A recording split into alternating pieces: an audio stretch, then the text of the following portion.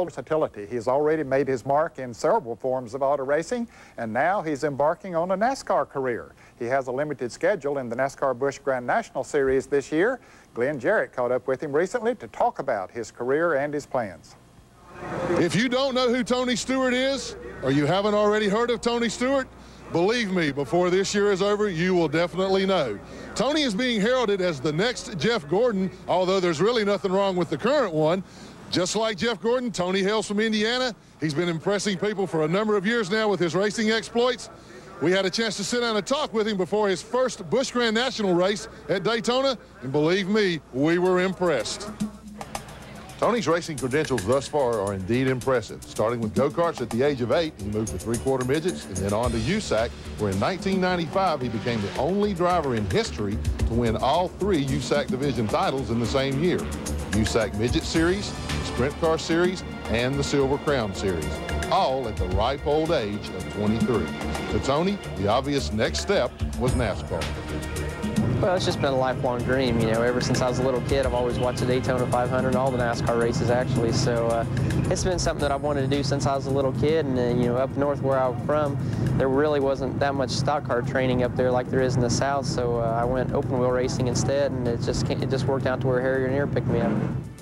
Harry Ranier is a former Winston Cup car owner for drivers like Cale Yarborough, Buddy Baker, and Bobby Allison. Managing the team is the legendary Waddell Wilson, and such an array of talent and experience has Tony brimming with confidence. Oh, very confident. You know, it's nice to know that the people have experience, and then all I have to do is worry about teaching myself and going through my learning curve. You know, it's nice that we don't have to do it together. It's, you know, they're established and they've been in this business a long time. They know how to win races, so it makes my job a lot easier and my learning curve a lot easier. That learning curve began at Daytona in the Goodies 300, and Tony experienced some sizable differences right off the bat. I'll tell you what, it's been like driving a school bus in a way. You know, the midgets I drove were 900 pounds and had 300 horsepower, and now we get into a 3,300-pound stock car, and it sways and rocks around and bounces around a little more. So that's been the biggest thing, I think, is the wave. But, you know, Gary Snipes is my crew chief this year, and he's really taken a lot of time. We didn't start to try to make the car faster off the bat. We tried to make it comfortable, which was really worked out well for us. You know, the more laps I get in the car, the more comfortable I'm getting. And now that I've ran in the draft a little bit, I really feel comfortable with this car so far. The biggest stumbling block so far? It's been the same for all newcomers at Daytona since the place opened in 1959. I think right now has been learning the draft. You know, I haven't done any drafting since I ran go-karts 10 years ago. So, you know, really learning how these cars, when you get a car behind you, how they can move your car around at the same time, and you can do the same thing to the guy in front of you.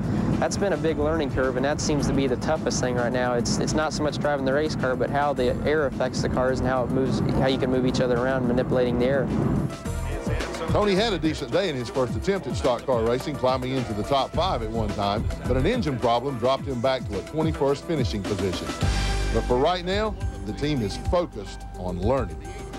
We sat down at the beginning of the season with Harry and Waddell and Gary, and we looked at our shot realistically. We figured that I've got a big learning curve to go through with these bigger cars, and we just want to take each race and just learn something from it. You know, the nice thing is Harry's told me, he goes, if you go out and crash the car, he goes, don't worry about it, don't get upset about it. He goes, just take the steering wheel off and plug it on the next car and we'll go again. He just wants me to take this first year and just learn as much as I can learn and get as much information and data as I can, and then we'll go at it next year and see what we can do with everything. Tony also wants to be part of Indy racing. In addition to his Busch Grand National schedule, he'll also run a full IRL schedule. That's a pretty big bite to chew, but these days, talented athletes like to diversify. Well, I've kind of been like the Deion Sanders. You know, everybody's asked me what I wanted to do, IndyCar racing or stock car racing, and right now I want to do both. You know, I've really enjoyed the time I've run with Team Menard, and I'm really enjoying running with Harry and Waddell and Gary. So, you know, as long as I can do both, that's what I really want to do. But, you know, it's been in a situation where the last couple of years I've tried to run as many races as I could, and I feel like every time I go run a race, I get just a little bit better. So if I could run 100 races a year like I have the last 2 years, I'd do it if I could. But, you know, I feel like every race I run, I just keep getting better and better and better, and it's more, every time I go to the racetrack, I learn something. It may not be very much, but I learn something little every time I go, and I think it helps me each race. As I mentioned earlier, with all his early success and unlimited potential, the comparisons to his fellow Hoosier driver Jeff Gordon are inevitable.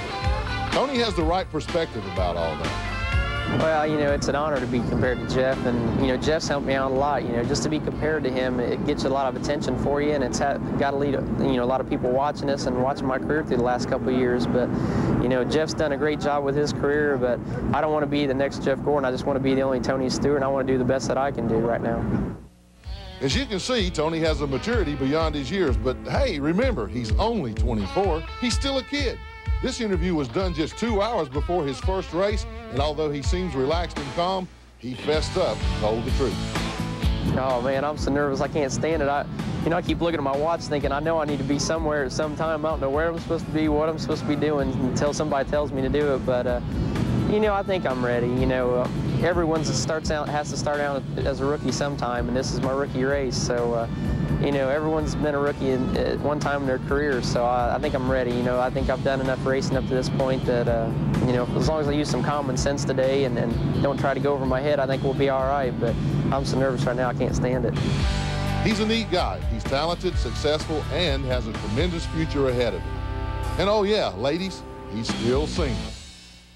A very talented young man. I'm sure we'll be hearing a lot more of him in the future in auto racing.